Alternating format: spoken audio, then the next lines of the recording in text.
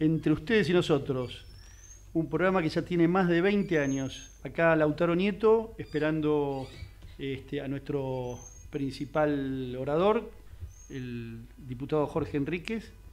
Y bueno, vamos a empezar con un poquito de opinión del día, un poquito de lo que está pasando en el Senado de la Nación. Ustedes saben que ha tomado conocimiento público que el oficialismo está tratando de, ahora estando en retirada, hacer el nombramiento casi de 50 magistrados nuevos. Y debe ser difícil el problema que tienen, porque incluso entre sus propios miembros hay alguna discordia importante respecto a esta maniobra, porque no han logrado el quórum en el Senado, a partir de que dos de sus senadores principales han desistido, no han concurrido al Senado, así que bueno, no han logrado por ahora su cometido. Y aquí acaba de llegar Jorge, diputado Jorge Enríquez, que nos va a comentar justamente un poco acerca de este tema de actualidad que es tan importante y institucionalmente tan grave. Muy buenas tardes. Disculpen, pero el tránsito es infernal. La verdad que realmente no pensé que estuviera la calle tan colapsada, atasco, como dicen los españoles. Así que bueno, bienvenido Lautaro, que ya te estás incorporando a este programa. Y es Gracias, cierto lo que Jorge. estás diciendo vos, en una maniobra artera, cooptando voluntades, como siempre ha hecho el kirchnerismo. Él trataba de lograr, lo que más les importa a ellos es el tema de la camarista Ana María Figueroa, que cumplió 75 años, y dejarla hasta los 80, porque saben que tienen un voto seguro en esa sala de la Cámara de Casación Penal. Entonces, con ese voto asegurado, ellos evidentemente ya tienen la posibilidad de que luego, bueno, tendrán que influir solo los otros votos restantes del tribunal, pero sabemos que para lograr su impunidad, Cristina Fernández está dispuesta a hacer cualquier tipo de tropelía, sus hijos, etcétera. Lo que hemos visto el fin de semana, el Día de la Independencia, ha sido una vergüenza, inaugurando un gasoducto que la verdad que diciendo que es algo que fue una inauguración tan ficticia como aquellos hospitales donde uno abría las canillas y no salía agua, o directamente no estaban conectadas las canillas, y así pasaron con algunos hospitales, centros de salud que se inauguraron hasta 4 o 5 veces, siempre en forma simbólica, siempre buscando esos maquillajes, esos telones de fondo para engrupir a la gente. Como también Fernanda Raberta engrupió a la gente con el tema de los 400.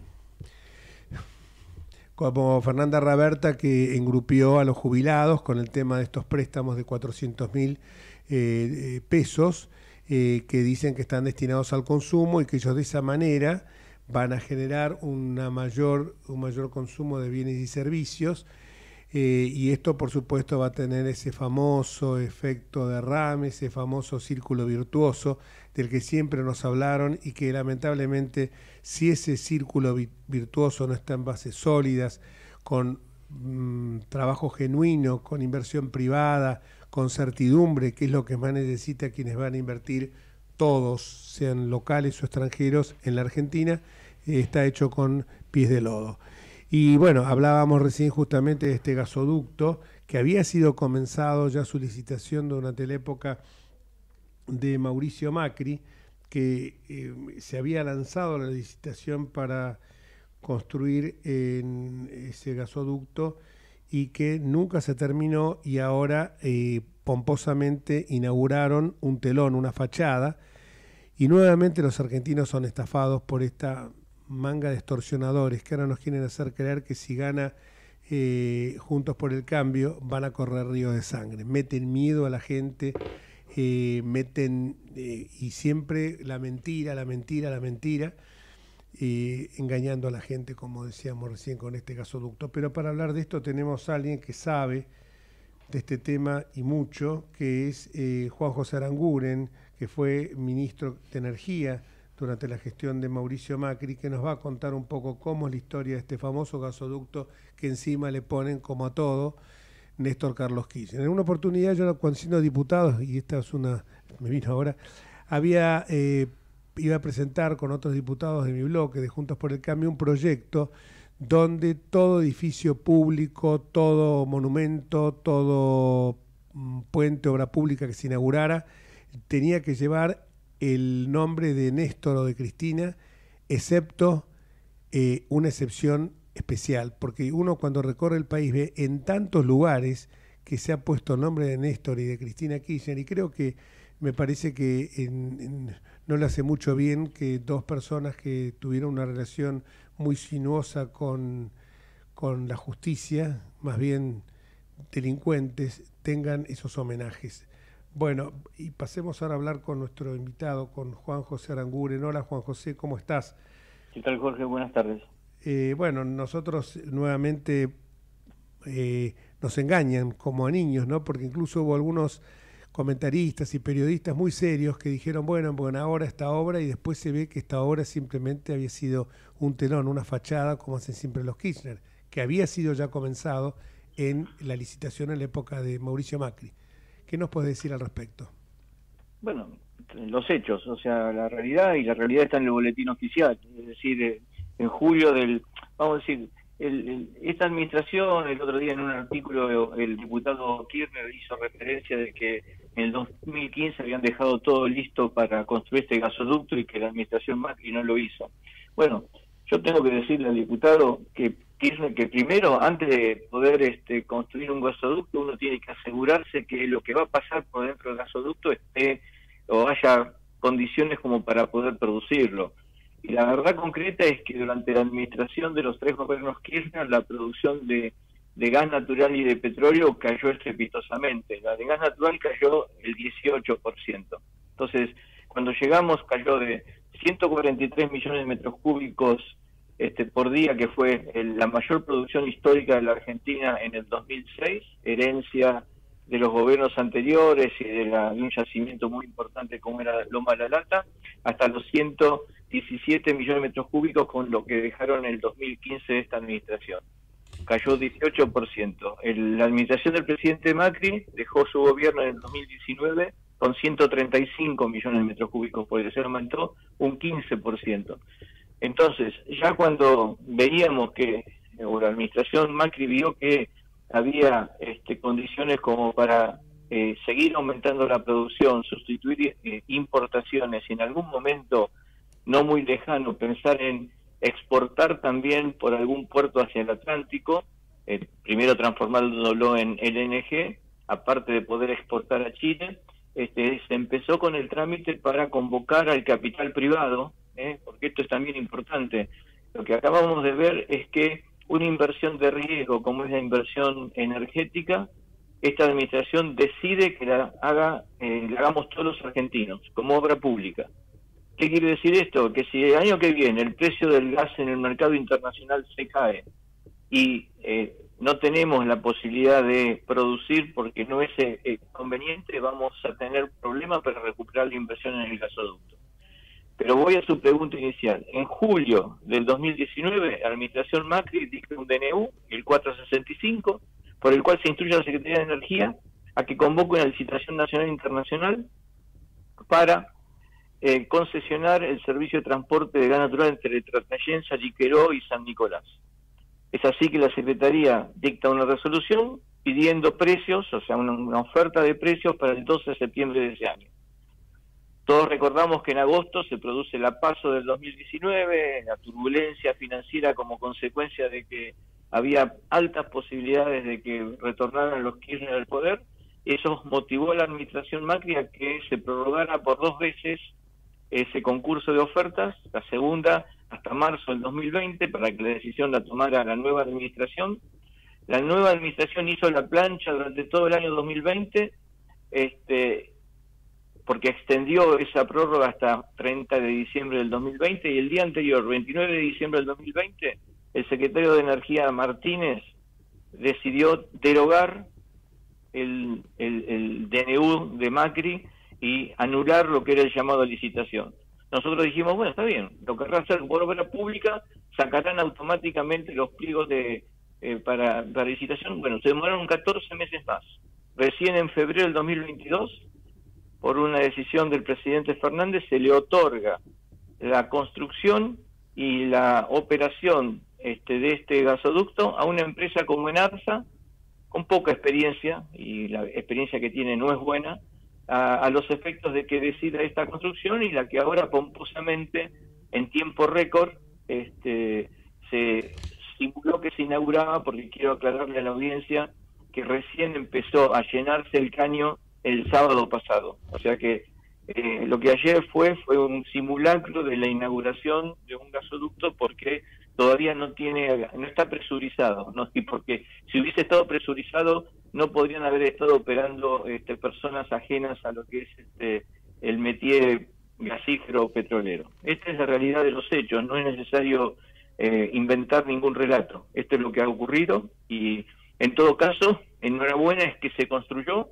Las empresas que lo hicieron son empresas que saben de construir gasoductos, como SACDE y como Techin, y será para la próxima administración continuar los pasos para poder asegurarnos que se continúa este gasoducto y que cada vez somos menos dependientes de importaciones, y podemos empezar a pensar en que en algún tiempo no muy lejano podamos exportar gas natural, no solo por gasoductos, sino también en algún momento a partir de barcos, previa construcción de una planta de liquefacción.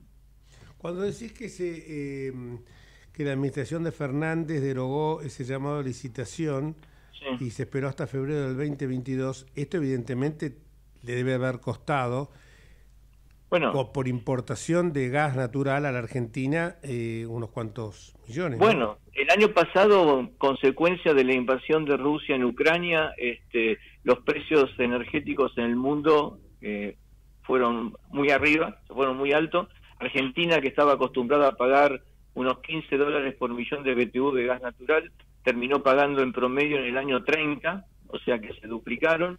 O sea, este chiste o esta demora de casi 2 años y medio nos costó entre 7.000 y 8.000 millones de dólares. Obviamente, nadie puede decir que podíamos, con el diario del lunes, nadie podía prever que el precio se iba a disparar como consecuencia de una acción bélica de Putin. Pero esto es lo que ocurrió. Si hubiésemos seguido con los pasos que había dejado, al menos en lo que eran las regulaciones o hecho actos administrativos, el presidente Macri, seguramente el año pasado no hubiésemos tenido que pagar los precios que pagamos.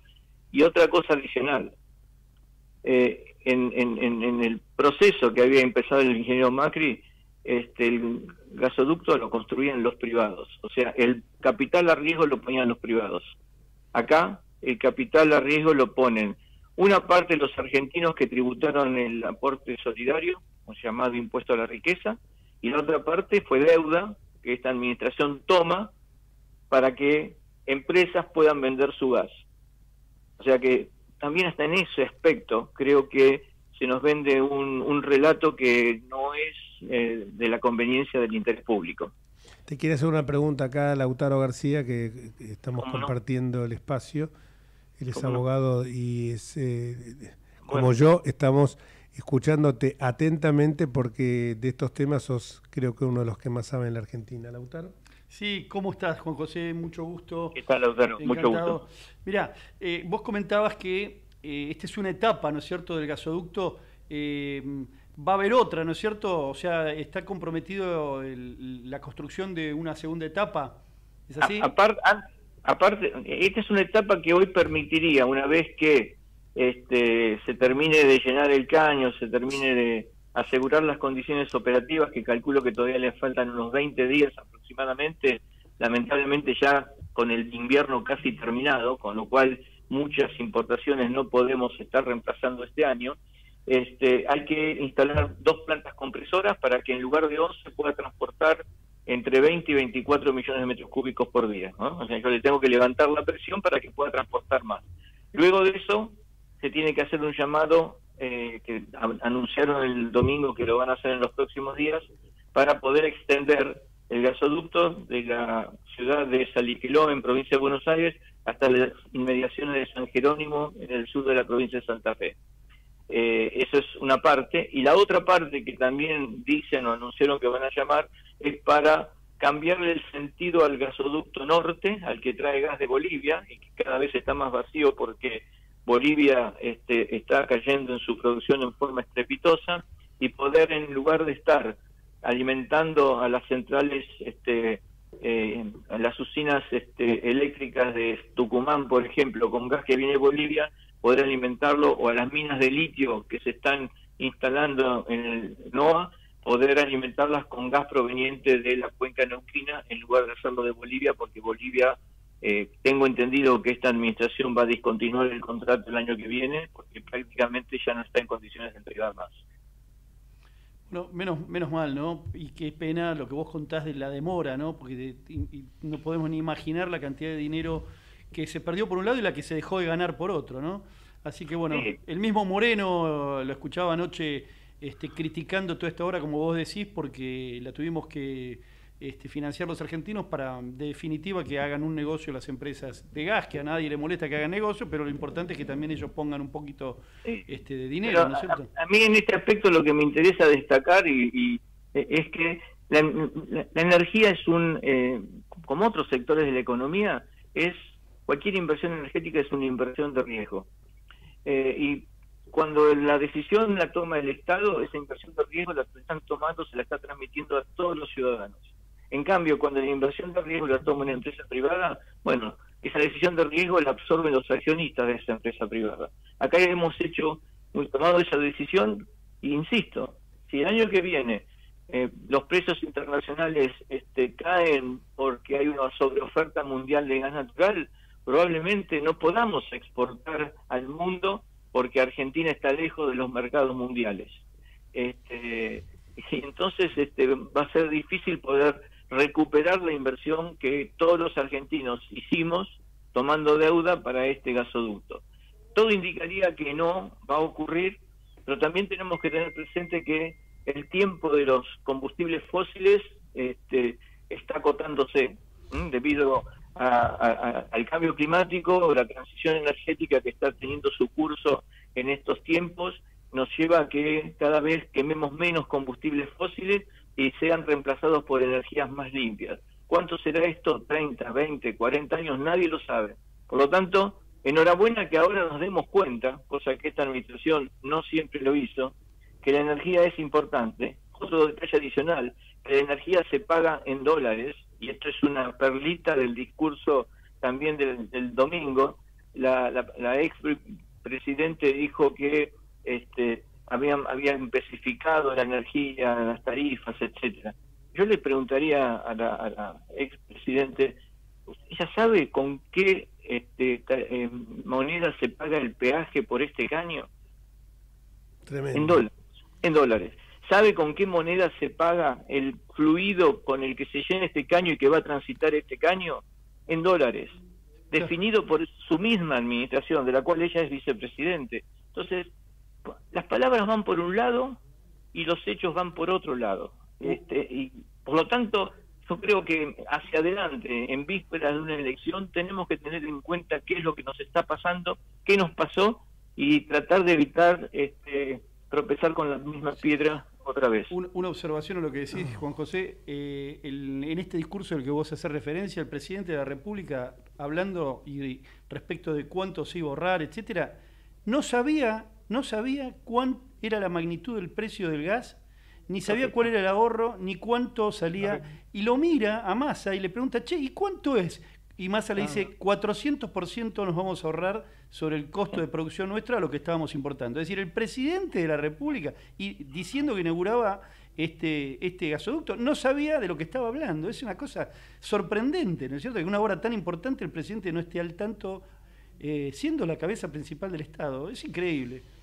pensar que llegamos es bizarro, exactamente. Y pensar que nosotros nos fuimos del gobierno prácticamente con superávit energético, ¿no? O sea que teníamos No, prácticamente nos fuimos con equilibrio energético. Perdón. Muy buen dato, Jorge. Muy buen dato. Con nosotros llegamos al gobierno, la balanza comercial energética, este es un detalle importantísimo. En el 2003, cuando asume el presidente Kirchner, la balanza comercial energética era superavitaria en 5.000 millones de dólares. Un punto del PBI, pongámosle. Cuando se fueron del gobierno, la balanza comercial energética fue deficitaria en 5.000 millones de dólares. Es decir, se comieron punta contra punta 10.000. Y cuando nosotros nos fuimos del gobierno en 2019, ese año la balanza energética estuvo en equilibrio, fue cero. Lo que se gastó en importación es lo que se recibió en exportación. Por lo tanto, claramente el resultado de la política energética no fue para nada bueno durante los 12 años del kirchnerismo, y estos 4 adicionales están siguiendo ese mismo rumbo. Yo siempre eso lo discuto cuando voy a algún programa de televisión, donde yo voy en realidad a los programas donde hay que pelearse, y lo discuto siempre eso, porque y siempre sostuve de que a lo mejor, no sé, exageradamente, que tuvimos superávit energético, pero si no tuvimos, es lo que vos decís, logramos el equilibrio, que el equilibrio de pasar de menos 15.000 millones a cero, me parece que esto, así como, eso sí lo digo contundentemente también, como esto, que tuvimos superávit comercial y correcto, superávit de la balanza de pagos, o sea que realmente... y el año pasado, consecuencia también de los altos precios, pero que si hubiésemos tenido el gasoducto no hubiésemos tenido que afrontarlo, el déficit comercial energético fue de 4.400 millones de dólares. Muchísimas gracias, y qué paradoja del destino lo que dijimos, ¿no? Recién, que Guillermo Moreno había coincidido con vos. O sea que mirá cómo el tiempo dramáticamente nos da la razón, que hasta un Guillermo Moreno, que era un enemigo que teníamos nosotros, hoy termina dando la razón, porque la sensatez siempre se impone, el sentido común y la lógica. Pero lo importante es que todo esto es que podamos aprender, insisto, no volver a tropezar otra vez con la misma piedra. Esperemos que así sea. Un fuerte abrazo y muchísimas gracias, Juan José, como siempre. Buenas tardes, Juan José, gracias. Buenas tardes. Bueno, fue muy claro Juan José Aranguren, la verdad que es un gusto hablar con él porque conoce el tema en profundidad y lo habla técnicamente, o sea, quizás a lo mejor yo he hecho las pinceladas políticas, pero él lo habla técnicamente, y pensar que teníamos equilibrio y ahora estamos teniendo déficit. Los barcos venían a abastecerse para llevar al exterior el gas. Ahora es al revés. Sí. Ahora viene en Argentina. Habíamos logrado un contrato con una empresa belga. Teníamos un barco que iba a llevar gas licuado estacionado en el puerto de Bahía Blanca, con un contrato para no sé cuántos viajes, y este gobierno lo rescindió en forma unilateral, habiendo estado pago. Y uno se pone a pensar, bueno, ese barco, en vez de llevar gas, ya que teníamos que empezar a traer con este gobierno, por lo menos nos hubiera salido gratis el flete de traerlo, pero ni eso. O sea, no hacen bien ni esa. Bueno, quedó claro entonces que la gente no se engrupa más, que lo que pasó el otro día fue simplemente un telón, una fachada, una de las tantas mentiras que dicen los Kirchner. Parece realmente insólito que hoy tengan una intención, puedan llegar a tener una intención de voto de un 30%, y solo de lo que somos nosotros. Realmente, siempre mi padre, lo escuchaba yo de chico, que decía que todos los pueblos tienen el gobierno que se merecen. Y la verdad que nosotros no merecemos este tipo de gobiernos, porque escuchar fantochadas y escuchar, incluso que después lo vamos a hablar esto con Osvaldo Pérez San Martino, seguramente, lo que decimos es que están metiendo miedo, y hay sectores de clase media que dicen, che, están seguros porque Patricia Bullrich, ¿sabés lo que ocurre? Churchill dijo una vez una frase que en estos días apareció mucho, sobre todo en la pandemia. Esto se relacionaba con el famoso tema de Chamberlain cuando fue a negociar la paz con Hitler allá en el año 42, y que después la consecuencia de esa negociación de paz fue que durante meses y meses Londres sufría bombardeos permanentemente, la gente se tenía que refugiar en los sótanos de las casas, y a la mañana cuando se despertaba, cuando ya habían pasado los ataques, era una desolación total. Churchill decía, si te humillás para evitar la guerra, vas a tener la guerra y también vas a tener la humillación. Si nosotros pensamos que acá podemos negociar con los narcos y que en lugar de que trafiquen, no sé, 100 toneladas, trafiquen 50, estamos perdidos. Estamos perdidos. Si negociamos con Baradel que en lugar de 40 paros generales que nos hizo a nosotros en un año, va a ser 20, claudicamos. Tomaron, es así, porque nos van a poner a prueba. Si en lugar de 14 toneladas de piedra nos tiran 7, vamos a llegar a un acuerdo. ¿Ese va a ser el acuerdo? Esa no va a ser un acuerdo, eso va a ser la humillación más grande y van a seguir siendo ellos. Por eso yo le digo a la gente, hay que luchar, lo más sagrado que tenemos es la libertad. Y estamos en camino de que en algún momento la perdamos, si no es que ya la perdimos en algunos temas como por ejemplo la batalla cultural. Hoy hay una cancelación de los debates. Basta que vos digas algo que sea políticamente incorrecto. Che, ¿cómo dijiste eso? Se te va a venir en contra tal colectivo, tal otro colectivo. Es lo que pienso. Recuerdo la frase de Voltaire. No estoy de acuerdo con tu opinión, pero daría mi vida para que la pudieras expresar. Por eso tenemos que ser muy cuidadosos con esto de la libertad de expresión, porque no sea cosa que al cancelar el debate de algunas cuestiones estemos conculcando la libertad de expresión y de ahí nos deslicemos como un tobogán hacia una suerte de autocracia. Ya esta autocracia está instalada. Pensemos que no se votó en el Senado simplemente porque hubo una componente, una negociación espuria. Vaya a saber a qué senador le prometieron 2 cargos de juez en la provincia y no se lo dieron. Entonces, ¿eso es lo que queremos para la Argentina? Entonces no hablemos de una justicia independiente. Vamos a tener una justicia adicta al gobernante de turno. Eso creo que, y sin justicia, y lo vamos a machacar ahora con Osvaldo, y con, bueno, Lautaro, que también es un destacado abogado, Lautaro Benito Frangul, sin justicia independiente no hay república, sin república no hay libertades. Eso es lo que tenemos que machacarnos. 70 años que vivimos bajo la amenaza. Ojo, si el peronismo no está en el poder, no se puede gobernar Argentina porque es un descalabro. Nos están amenazando, no nos damos cuenta de eso. Es como si el ladrón entrara en tu casa y decía, mira, hoy te voy a perdonar la vida, vamos a negociar, pero me llevo esto, esto y esto. Y al día siguiente viene y te dice, hoy te perdono la vida, pero me llevo esto y esto y esto. Y así te va a tener, porque son extorsionadores y quieren tener a la patria secuestrada, que es lo único que buscan, la gente que se despierte. Yo no estoy llamando a una rebelión y una incitación, lo digo hasta el cansancio. Alain Touraine, un famoso politólogo y destacadísimo escritor francés, decía, la democracia no se agota en el acto de votar, exige un pueblo movilizado. Un pueblo movilizado no es el loco del mortero tirando granadas o piedras contra el Congreso.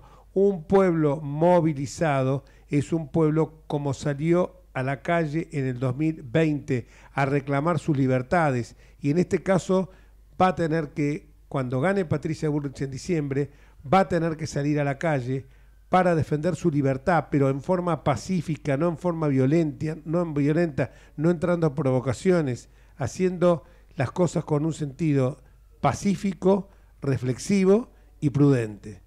Y creo que tenemos que ir a la pausa, ¿no? Sí, gracias, señores. Pausa.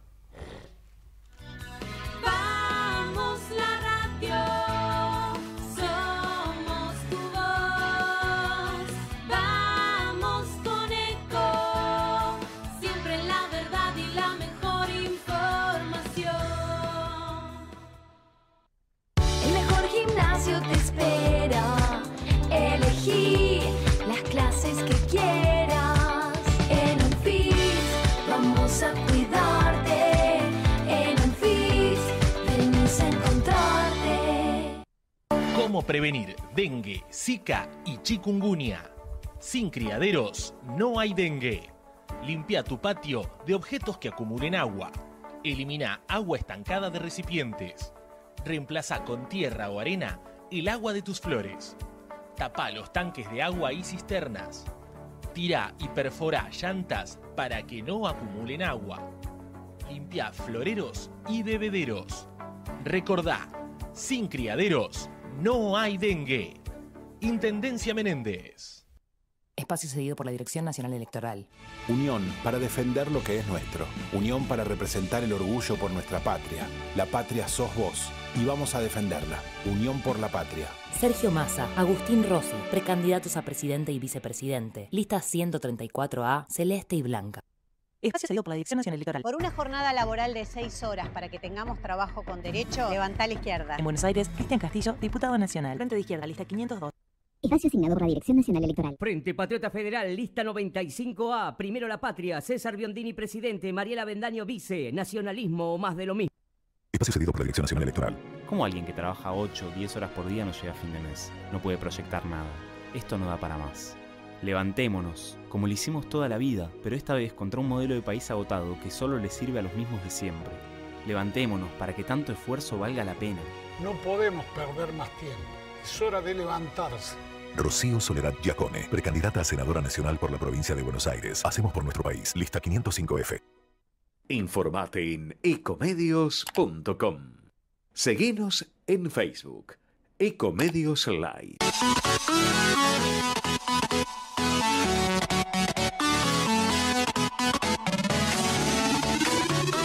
Escribanos en tu ciudad. Nuestro consejo es prevenir problemas. Colegio de Escribanos de la Ciudad de Buenos Aires. Consejo Federal del Notariado Argentino. El Colegio Profesional Inmobiliario auspicia este programa. Colegio Profesional Inmobiliario, cada vez más profesionales. ¿Conocéis los planes de salud de Andar, la obra social de los viajantes vendedores? Planes para empleados en relación de dependencia, monotributistas y particulares. Solicita un asesor comercial al 0810-345-0184. Y seguimos, acá en la pausa me decían que había estado un poco vehemente, y mi coequiper Lautaro me decía, andá sin eufemismos, de abogado a abogado, y ahora tenemos el tercer abogado, que es el doctor Pérez San Martino. ¿Cómo te vas, Valdito? Hola, Jorge, ¿cómo estás? Bien. Cuando vos me decías que andaba con eufemismo porque los llamaba delincuentes y a los Kirchner, y cuando uno comete un delito, ¿qué se le dice? ¿Virgen vestal? Claro. Ahora, sí, también está el principio de inocencia, pero ahora ya ella ha sido condenada, así que, salvo que se modifique eso por una instancia superior, ha cometido un delito y por lo tanto ha sido delincuente. Perfecto, clarito. Bueno, a lo mejor lo dijo. Después vamos a preguntarle acá para la producción, que a lo mejor lo dijo más edulcoradamente Osvaldo, pero dijo exactamente lo mismo. O sea que lo digas de una manera vehemente o lo digas de una manera más suave, es exactamente lo mismo. Delincuentes. Recién hablábamos con Juan José Aranguren, que paradójicamente Guillermo Moreno hizo declaraciones muy semejantes a las de él, diciendo, nos reíamos porque decíamos, pensar que con lo que te perseguía Moreno y ahora piensan lo mismo. ¿Por qué? ¿Qué dijo Moreno? Y porque Moreno ahora dice que esto que el gasoducto que se inauguró el otro día es una fantochada, que poco más estábamos mejor, y reconoció que en la época de ¿cómo se llama?, de Mauricio Macri estábamos mejor que ahora, o sea que viste que dice que esto es una obra que realmente cuando se puede inaugurar definitivamente, porque falta el elemento fundamental, que lo explicó muy bien Moreno. Para que se utilice, tiene que haber, para que se utilice un gasoducto, que tiene que haber, aparte de los caños, gas natural. Y acá el gas todavía no pasó, porque además tiene que haber, hay todo un proceso de presurización del gas, que todo esto es una total fantochada. Pero vamos a hablar de algo que empecé a hablarlo recién, también en un tono un poco eufórico, que es el tema que escucho a mucha gente que empieza a sentir temor si llega a ganar algún candidato que quiere poner orden. Parece que si vos querés poner orden, el peronismo no te lo va a admitir, y mucha gente te dice, che, hay que tener cuidado porque sin el peronismo no se puede gobernar. Eso me parece que es la idea más lamentable, y eso te quería, porque hoy lo empezamos a hablar Osvaldo, y lo empezamos a hablar por teléfono y dijeron, no, dejémoslo para desarrollar en el programa. Así que somos todos oídos, Lautaro y yo. No, ¿Cómo estás, Osvaldo? Mucho gusto. Hola, Lautaro. ¿cómo te va, Lautaro? Te saluda. ¿Cómo estás? Muy bien. No, una conversación, no va a ser ninguna disertación mía. Simplemente sí, hablábamos hace un rato por teléfono. Es habitual que el peronismo, que lo diga el peronismo no lo excusa, pero hasta lo entiendo. Lo curioso es que lo dicen algunos otros que no son peronistas, ¿no? Y tienen esta tara, o han sido colonizados mentalmente de alguna forma como para creer que solo el peronismo puede gobernar, ¿no? Y entonces dicen, no, porque si no gobierna el peronismo, va a haber cortes, ellos manejan los sindicatos, le van a hacer la vida imposible. Bueno, pero de esa forma están aceptando un régimen de partido único. Esto no es democrático, o sea, lo que caracteriza básicamente a la democracia es la alternancia. Así que si esto fuera así, bueno, hay que combatirlo de una buena vez y sin ningún tipo de tibieza. Me refiero sobre todo a la tibieza conceptual, ¿no? Después habrá que tener otro tipo de fortaleza, pero no hay que dejarse extorsionar por estas prédicas. Felipe González tiene una frase que a veces cita Pañi, que me parece muy interesante. Dice que la democracia es una ética de la derrota. Creo que es esa la frase. Sí, tal cual. ¿Qué quiere?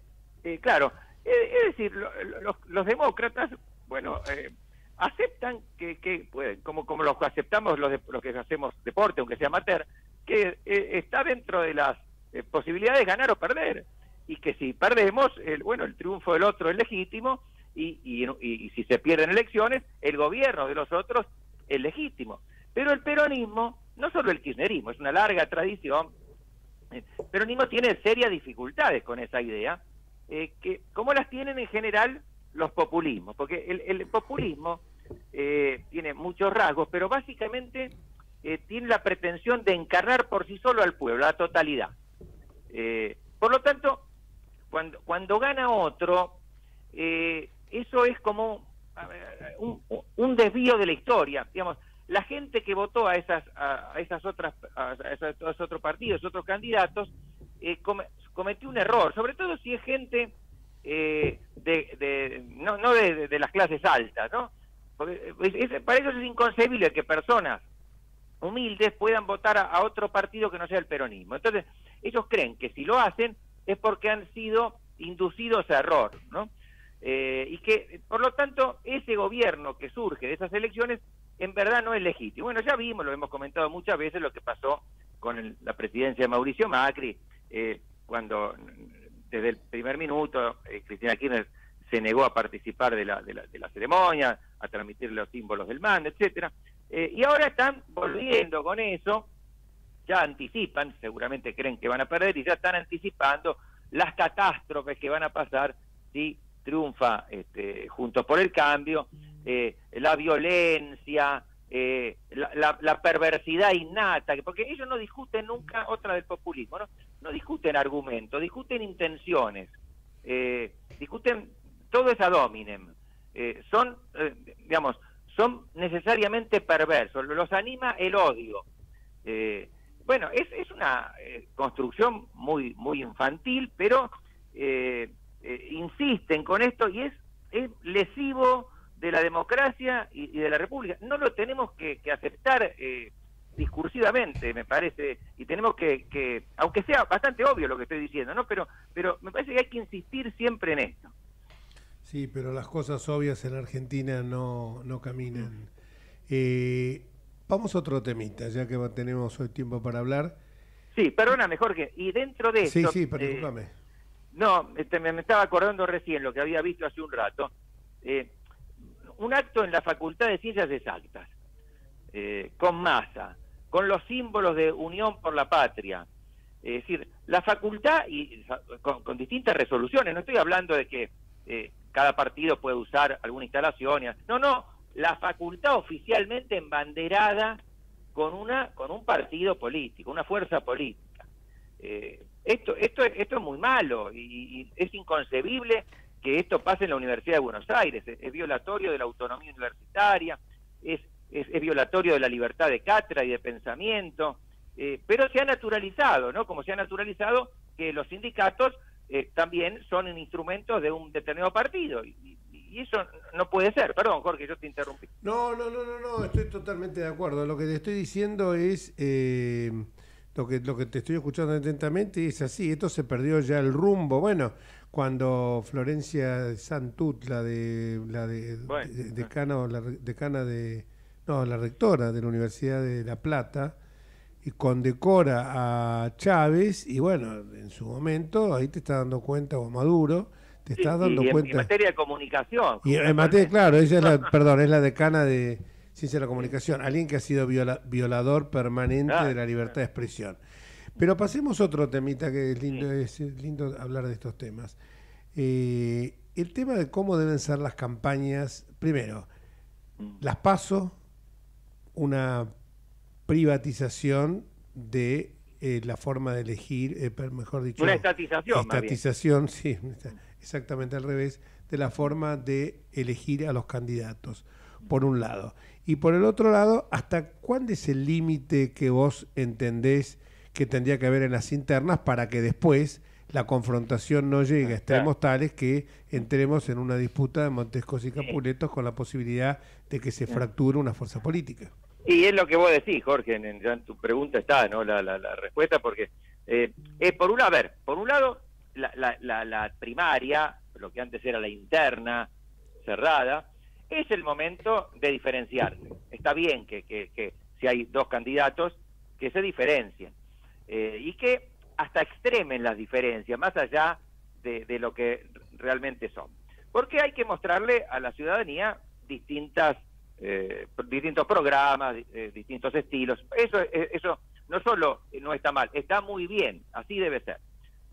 Ahora, debería ser realizado esto en el terreno de las ideas y evitar los agravios personales. Yo veo que en algunos casos me parece que se están cometiendo algunos excesos, porque después, como decís vos, uno de los dos, en el caso presidencial, Patricia Bullrich u Horacio Rodríguez Larreta, van a ser candidatos de Juntos por el Cambio. Y no los dirigentes, sino los ciudadanos que apoyan a esta coalición, si son llevados a tener del candidato que no votaron una impresión tan pésima, a considerarlos o kirchneristas o fascistas, bueno, digamos, no van a querer votarlos. Yo veo lo que pasa en Santa Fe, por ejemplo. Se acusan, estoy hablando de Juntos por el Cambio, se acusan recíprocamente de complicidad con el narcotráfico. ¿Cómo volvés de eso? Es muy difícil. Yo, digamos, no conozco en particular la situación de Santa Fe.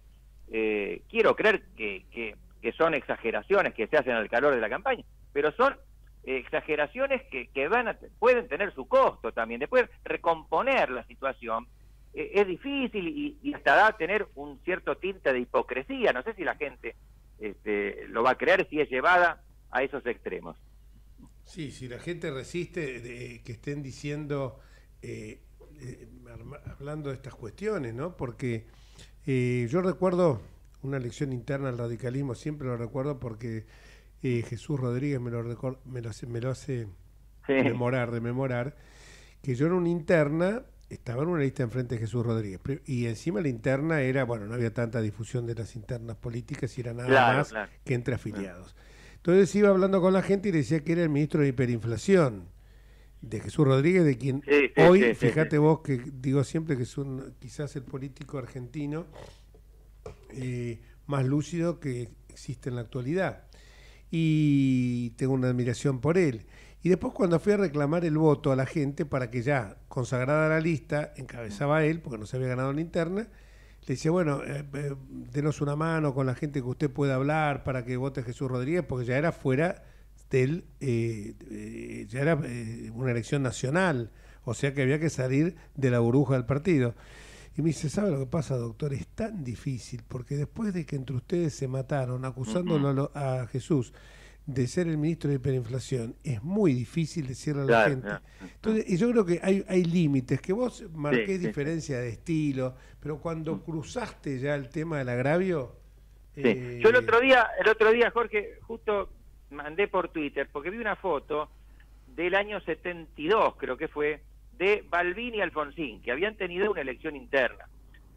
Alfonsín había sido discípulo, seguidor de Balbín, y en un momento, bueno, él decide formar su propia línea interna y se enfrenta con Balbín en elecciones partidarias, que pierde, pero al día siguiente ya estaban los dos haciendo campaña.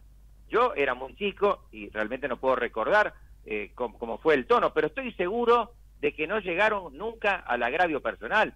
Es inimaginable que alguno de ellos dos haya acusado al otro de corrupto o de vinculación. Bueno, no existía el narcotráfico, por lo menos no se hablaba de eso en esa época, pero de actitudes deshonrosas. No, era el plano de las ideas. Exactamente, podían llegar, no me acuerdo que había un cantito que los que estábamos del lado de Alfonsín cantábamos en la interna, que era un cantito, hoy diríamos que es ofensivo y muy audaz para la época. Decían Balbín, Gamón, Tutankamón, haciendo referencia a que una fórmula obsoleta, que la gente ya muy grande, que no tenía la energía suficiente para estar en política. Pero no, eso fue creo que lo más audaz que yo escuché, porque lo otro era dentro del terreno de las ideas. Alfonsín tenía a lo mejor un pensamiento más ligado con la socialdemocracia, Balbín era más, como se decía en aquel momento, más galerita, ¿no? Se le evocaban a los seguidores de Alvear. Entonces había pero eran situaciones que... Sí, yo no creo que ningún radical en aquel momento haya dejado de votar a la fórmula que ganó por el hecho de que él hubiera votado a la otra en la interna.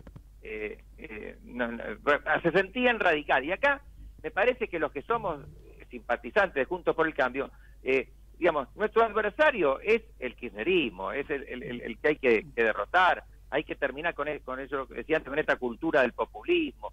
Bueno, hay dos versiones, dos fórmulas a nivel nacional, y bueno, una triunfará, pero yo creo que a nosotros nos puede gustar mucho más una que la otra, pero la que nos guste menos es muchísimo mejor que la del kirchnerismo. En eso tenemos que tener confianza, ¿no? Así que sí, mi consejo, si alguien me escucha, atemperar un poco los ánimos, no poner no tirar nada abajo de la alfombra, poner las ideas con toda crudeza, pero sin llegar al agravio personal. No, sin duda es como vos decís, Osvaldo, hay que tratar de evitar, ¿no?, que la sangre llegue al río, digamos, y al contrario, bueno, trabajar para, como decís vos, que el día después podamos estar todos juntos detrás del objetivo común, ¿no? Que es, en definitiva, ganar una elección en el convencimiento de que vamos a hacer una Argentina mejor, ¿no? Porque tampoco se trata de destruir al otro, de ganar, como tal vez lo hace el kirchnerismo, porque se sienten que son los únicos capaces de llevar a la Argentina no se sabe a dónde, con un desprecio absoluto por el pensamiento del otro. Entonces, eso es la cultura que tendremos que empezar a cambiar. Claro. ¿No? Decir, bueno, con respeto al otro, pero firme, pero bueno, básicamente con respeto. Así, eso creo que por suerte vamos a recuperarlo. Ojalá, a partir de agosto lo vamos a recuperar. Hoy veía cómo el kirchnerismo usa todo el aparato del Estado ahora contra Patricia Bullrich, con esto de la IGJ, que se va con una fundación de ella. Bueno, en medio de una campaña electoral, esto no es inocente, esto no es nada técnico, es una decisión política, ¿no? De usar el aparato del Estado para inclinar la cancha. Lo han hecho siempre, así que no es nada que nos pueda sorprender. Bueno, esa cultura, eso es lo que nosotros tenemos que desterrar, esas prácticas. Exacto, esa generación de grieta constante, ¿no es cierto? Porque vos decís, bueno, ¿cómo hago con gente que no tiene ningún escrúpulo en anteponer sus proyectos personales al proyecto de una Argentina mejor? No les importa. Ellos son destruir, después sobre lo que destruyen veremos qué queda y veremos qué podemos hacer, y después tienen estos planes que no son planes, y un presidente que, como comentábamos hace un rato, no tiene ni idea de cuál iba a ser el beneficio para la Argentina de este gasoducto nuevo, con lo cual vos decís, ¿cuál es el compromiso de esta gente con el futuro de la Argentina? Si no tiene idea el presidente de los beneficios o los perjuicios, o sea, un tipo que no está comprometido con los problemas de la Argentina y lo ves por televisión, dudando, preguntándole a su ministro cuánta plata nos íbamos a ahorrar. Vos decís, ¿en qué está pensando si no está pensando en eso? En los problemas de los argentinos. Es toda una gran hipocresía. Mira, me estaba acordando recién, no sé si... Pero perdóname, ¿no? Es tremendo que uno se dé cuenta de que el presidente de la República está pensando en cualquier cosa, no está pensando en los problemas de los argentinos, y es el presidente de la República. Y vos te das cuenta que los otros hacen lo mismo, los otros funcionarios que lo rodean, están en el mismo tema, a ver si, como decís vos, preocupándose por cerrarle una oficina a Patricia, es decir, y no preocupándose por los problemas de los argentinos. Continúa con lo que estaba diciendo. Perdóname, No, perdón, no es eso. Me vino a la memoria, porque no sé si lo comentamos o lo comentaron ustedes en los programas pasados. La hipocresía, por ejemplo, en materia de derechos humanos. ¿Cuánto fue? La semana pasada o la anterior se hizo un acto donde se exhibía un avión que trajeron, aparentemente estaban en Estados Unidos, desde que se habrían hecho uno de los llamados vuelos de la muerte, donde se arrojaban a desaparecidos, algo realmente de lo más terrible que nos ha pasado. Bueno, pusieron toda esa escenificación, el avión, estaba Cristina Kirchner, Fernández, habló Cristina Kirchner. ¿De qué habló?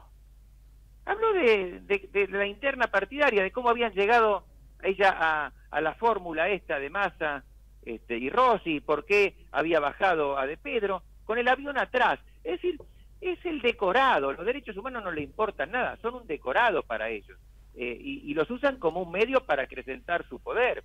Fue realmente bochornoso y me parece que no se comentó la gravedad que tuvo desde el punto de vista simbólico. Demuestran que no les importan para nada los derechos humanos. Pero seguro, Osvaldo, yo me ponía a pensar, si un hijo, un pariente, padre, hermano, lo que fuera, había sido arrojado al Río de la Plata, en esos aviones, y yo veo eso, es como, no sé, es como si me están mostrando una cámara de tortura, una cosa, pero diabólico era ver ese avión, porque era como una escenificación de lo que había sido.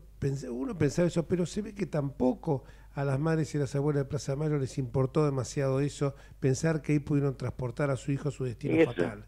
Es una lástima, bueno, ese es otro capítulo. Sí. Estas organizaciones han quedado simplemente como sucursales del kirchnerismo. Ahí estaban, seguramente, no recuerdo, pero estaban. Pero están a veces en actos meramente partidarios o de gobierno, pero con cuestiones económicas que no tienen nada que ver, se hacen y están ellas con sus pañuelos. Entonces, ¿y qué tiene que ver eso? Porque ¿qué tiene que ver con los derechos humanos? Porque si ellas están en un anuncio, digamos, de carácter como si fuera el que hizo Massa, por ejemplo, de esta irresponsabilidad de estos créditos de los jubilados a 48 meses, y tuvieron los pañuelos. ¿Y qué significa? ¿Qué tiene que ver con los derechos humanos? Pero si se pone el pañuelo, se lo sacraliza, entonces yo no lo puedo discutir eso, porque parece que estoy atacando los derechos humanos. Es decir, han hecho una mezcolanza que es grave y siguen tratando de lucrar, no solo materialmente, sino simbólicamente con eso. Y me parece que hay que enfrentarlo desde el punto de vista discursivo en forma contundente, sin temor a que nos digan esto, que nos digan lo otro, que digan lo que quieran, porque igual van a decir lo que quieran. Nosotros tenemos que hablar con la verdad. Muchísimas gracias, Osvaldo. Quedó para la semana que viene continuamos con esto. Una pregunta que voy a tirar al aire, ya te la anticipo, es: ¿debe decir toda la verdad el candidato o debe dejar guardadito en algún rincón un poquito de demagogia? Lo hablamos la semana que viene. Bueno, un abrazo. Chao, gracias. Chao, Osvaldo, un abrazo. Bueno, y ya nosotros estamos llegando a la terminación de nuestro programa.